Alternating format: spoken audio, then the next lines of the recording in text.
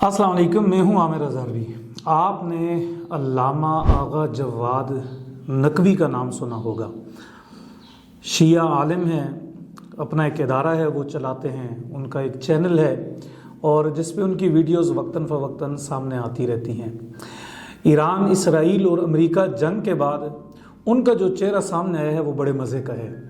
پہلے تو ان کی جو چیزیں سامنے آتی تھیں وہ اتحاد امت کے حوالے سے تھیں، لیکن اس جنگ میں ہم نے ان کا ایک نیا چہرہ دیکھا ہے اور وہ نیا چہرہ بڑے مزے کا ہے۔ مجھے ایسا لگا ہے کہ جیسے علامہ آغا جواد نقوی کوئی پاکستانی شہری نہیں ہے۔ دیکھیں، پاکستان ہمارا ملک ہے اور ہمیں پاکستان کی ہی بات کرنی چاہیے، لیکن ان کی گفتگو سے، ان کی باتوں سے، ان کے جو آئے روز جو بدلتے بیانات ہیں ان سے ہمیں جو لگا ہے کہ شاید وہ انہیں کوئی پاکستانی ہونے پہ کوئی زیادہ فخر محسوس نہیں ہوتا، یا وہ اپنے آپ کو پاکستانی نہیں سمجھتے، یا پاکستان کو اپنا ملک نہیں سمجھتے۔ ایسا لگتا ہے کہ جیسے وہ ایران کے شہری ہوں اور پاکستان کو کٹہرے میں کھڑا کر دیں۔ جب اسرائیل نے حملہ کیا ایران پہ تو ابنائے ہرمز کے حوالے سے مختلف باتیں چل رہی تھیں کہ بھئی آپ کا جو نظام ہے وہ رک جائے گا، تو اس وقت ہماری فوج نے آپریشن محافظ بحر جو ہے وہ لانچ کیا کہ بھئی ہمارے وہاں جتنے بھی جہاز ہیں ہم ان کو حفاظتی طور پہ اپنے ملک کے اندر لے کر آ جائیں گے۔ جواد نقوی صاحب نے شور مچانا شروع کر دیا۔ انہوں نے کہا جی یہ جو فوج ہے یہ تو پراکسی بننے جا رہی ہے، یہ امریکہ کی جنگ لڑنے جا رہی ہے، یہ تو اسرائیل کی جنگ لڑنے جا رہی ہے، یہ تو ایران کے خلاف چلے جائیں گے، ہم ان کو متنبع کر دینا چاہتے ہیں جی یہ رک جائیں۔ اچھا، پھر جب بات پتہ یہ چلا کہ پاکستان اپنے جہاز لے کے آ رہا تھا اور ایرانیوں کے ساتھ ان کی بات ہوئی پڑی تھی، لیکن انہوں نے شور مچا دیا۔ آرمی چیف نے جب شیعہ علماء کے ساتھ مذاکرات کیے، بات کی، ان کو بتایا کہ یہ پاکستان کے یہ مسائل ہیں، آپ دیکھیں ہم ایران کے خلاف نہیں جائیں گے، ایران ہمارا پڑوسی برادر ملک ہے، ہمارے ان کے بہت ساری چیزیں ہیں، مشترکات ہیں جو ایک سے ہیں، تو لہٰذا ہمیں احتیاط کرنی چاہیے۔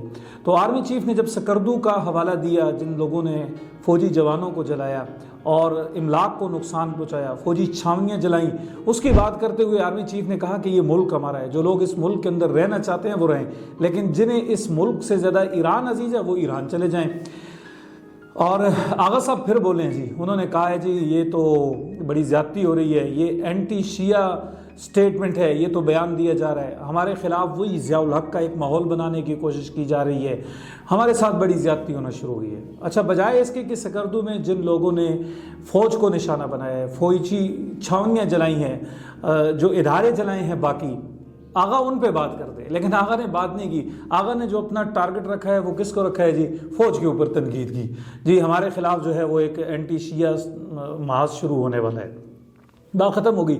آگے چلے، جب اسرائیل نے اور امریکہ نے ایران کے اوپر حملہ کیا تو اس وقت آغا بڑے دور کی کوڑی لائے اور وہ بہت پیچھے چلے گئے۔ انہوں نے کہا جی یہ جو حملے کے بعد جو ایرانی قیادت ہے وہ تو ساری ماری گئی ہے، لیکن اس کے باوجود بھی قوم جو ہے وہ بکھری نہیں ہے، وہ آگے پیچھے نہیں ہوئی، وہ اپنی جگہ پہ کھڑی ہے۔ اچھا جی، اور پھر مثال کیا دی؟ غزوہ احد کی، وہاں چلے گئے کہ بھئی لیڈرشپ کے جب مارے جانے کی خبر پھیلتی ہے تو نیچے جو لوگ ہوئے وہ تتر بتر ہو جاتے ہیں۔ تو انہوں نے کہا جی اس قوم کو دیکھیں، ایک وہ قوم تھی، ایک یہ قوم ہے، ان کے لیڈر سارے مارے گئے ہیں اور یہ اپنے لیڈروں کے ساتھ کھڑے ہیں، یہ تتر بتر نہیں ہوئے۔ یعنی وہ جو اتحاد بین المسلمین کی بات کیا کرتے تھے انہوں نے جا کے کمپیئر بھی کیا تو کس سے؟ صحابہ کے ساتھ، رسول اللہ کے صحابہ کے ساتھ۔ اچھا چلیں، بات ہو گئی۔ رات انہوں نے ارشاد بھٹی کو ایک انٹرویو دی ہے، وہ بڑے مزے کا ہے، کوئی 2 گھنٹے کا ہے، لیکن ان کا ایک کلپ جو ہم نے سنا ہے وہ کہتے ہیں جی یہ جو نشان حیدر ہے، نشان حیدر یہ ہمارے سپاہیوں کو ملتا ہے پاکستان کے اندر۔ اس کا مطلب یہ ہے کہ پاکستانی فوجی جو ہیں وہ لڑتے ہیں، عام سپاہی جو ہیں وہ لڑتے ہیں، اور دوسری طرف ایران کے جو کمانڈر ہیں وہ سارے مارے گئے ہیں۔ سبحان اللہ جی، آپ نے کیا کہا جی؟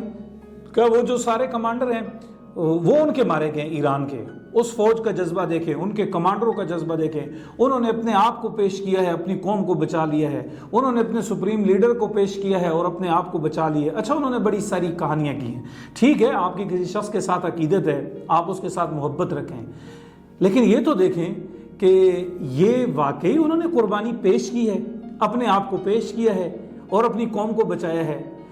آپ دیکھیں یہ ساری جنگ کس کی ہوتی ہے؟ بیانیے کی. یہ ساری جنگ کس کی ہوتی ہے؟ اظہار کی. یہ ساری جنگ کس کی ہوتی ہے؟ بات چیت کرنے کی. آپ نے سنا ہوگا کہ جب ہمارے لوگوں سے کہ جی بغداد جب تباہ ہو رہا تھا تو علماء اس بات پہ لڑ رہے تھے کہ کب وہ حلال ہے یا حرام ہے. اچھا بھائی بغداد تباہ ہو گیا ہے، کب وہ حلال ہے یا حرام ہے؟ آپ یہ تو علماء سے پوچھیں. لیکن بغداد کو بچانا یہ علماء کی ذمہ داری تھی، یہ تو فوج کی تھی. سوال یہ ہونا چاہیے تھا کہ فوج کیا کر رہی تھی؟ کہ جب ہلاکو خان بغداد تباہ کر رہا تھا تو فوج کیا کر رہی تھی؟ فوج کس لیے ہوتی ہے؟ فوج لڑنے کے لیے ہوتی ہے نا.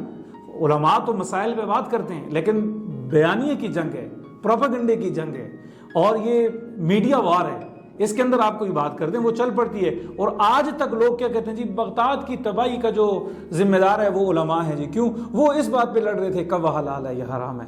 آپ دیکھیں جب ہمارے اے پی ایس کے بچے مارے گئے تھے تو انہیں کہا کہ جی آپ کے بچے شہید ہو گئے ہیں. تو کسی ایک پروگرام میں ایک والدہ نے کہا جی مجھے شہادت بہت اچھی بات ہے، لیکن مجھے یہ نہ بتائیں کہ میرا بچہ شہید ہو گیا اور مجھے اس کا کیا اجر ملے گا. مجھے یہ بتائیں کہ یہ سیکورٹی کی ناکامی تھی کہ نہیں تھی. میں نے بچہ میدان جنگ میں نہیں بھیجا ہوا تھا، میں نے سکول کے لیے بھیجا تھا، میں نے اسے تعلیم کے لیے بھیجا تھا. اچھا آغا صاحب نے بڑے دور وہ کہتے ہیں جی آپ کے جو سپاہی ہیں ان کو تو نشان حیدر ملتا ہے. ٹھیک ہے جی. اور ایران کے جو لیڈر ہیں انہوں نے کیا کیا جی؟ قربانی دی. بھائی یہ قربانی انہوں نے کوئی خوشی سے نہیں دی، وہ کوئی میدان میں جا کے نہیں لڑے، وہ اپنے سیف ہاؤسز میں موجود تھے، وہ اپنے کمروں کے اندر موجود تھے. یہ آپ کی سیکورٹی کی ناکامی ہے. یہ کوئی آپ اس کو پیش ایسا نہ کریں کہ جیسے کہ بھئی یہ جو ہیں ان کے سپاہی قربانیاں دے رہے ہیں اور وہاں جرنیل قربانیاں دے رہے ہیں.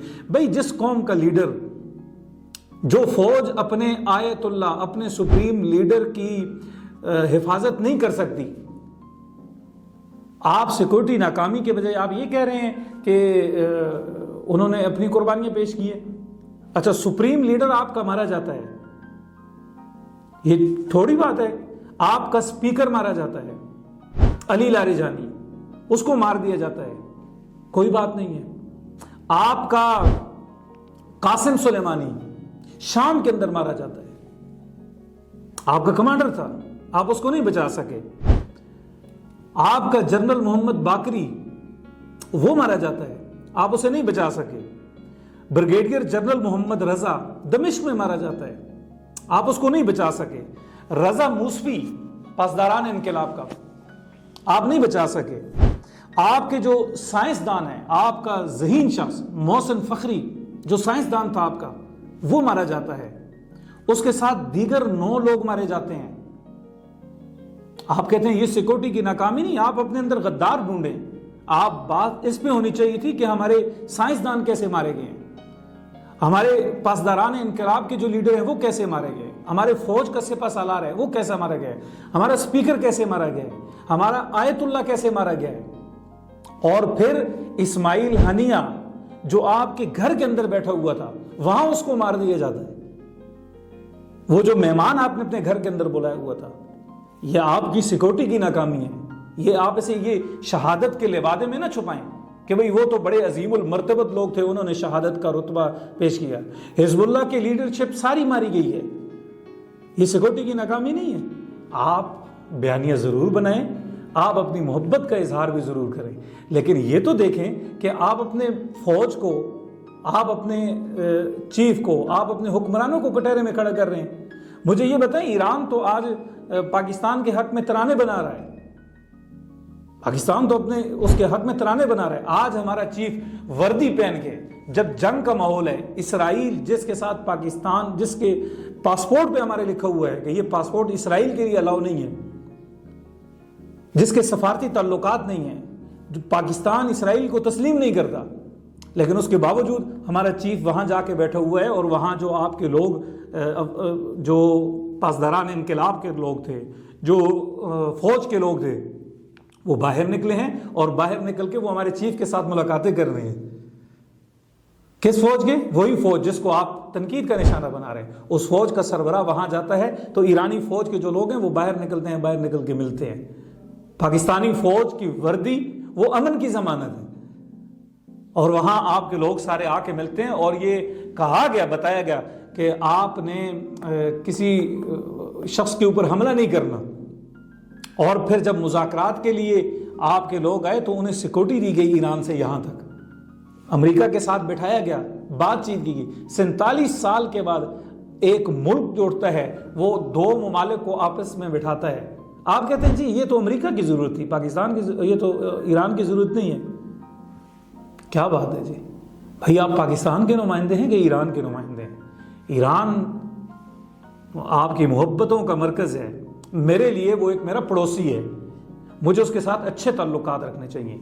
मैं चाहता हूँ कि वहाँ अमन होना चाहिए, वहाँ जंग नहीं होनी चाहिए, हमारी तिजारत वहाँ होनी चाहिए, लेकिन वो मेरे अपने मुल्क के लिए। आपका एक नज़रियाती ताल्लुक है, आप ज़रूर रखें, नज़रियाती ताल्लुक रखना कोई बुरी बात नहीं है, लेकिन आप अपनी फ़ौज को, अपने मुल्क को, अपनी वर्दी को कटहरे में खड़ा कर दें और उनकी नाकामियों को, नालायकियों को इस बात में छुपाएं उनकी लीडरशिप मारी गई है और हमारा जो सिपाही है जी उसको निशान हैदर मिलता है। आगा ये ठीक नहीं है। आप जज्बाती ताल्लुक़ रखें, अकीदत का ताल्लुक़ रखें, लेकिन कौम को गुमराह मत करें, कौम को गलत पट्टियाँ मत बढ़ाएं।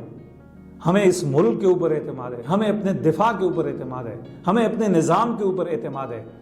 ये मुल्क आज अमन की अलामत है। आज इस मुल्क की वजह से ईरान के लोग आते हैं, बैठते हैं, मुज़ाकरात करते हैं और हमारे चीफ के साथ वहाँ मिलते हैं। तो हर वक्त अपने मुल्क को कटहरे में खड़ा करना, अपने मुल्क के वजूद से शर्मिंदा रहना, अपने दिफा से शर्मिंदा रहना, अपने मुल्क से ज़्यादा दीगर किसी मुल्क के साथ वफादारियाँ अपनी जताना, ये कोई अच्छा काम नहीं है।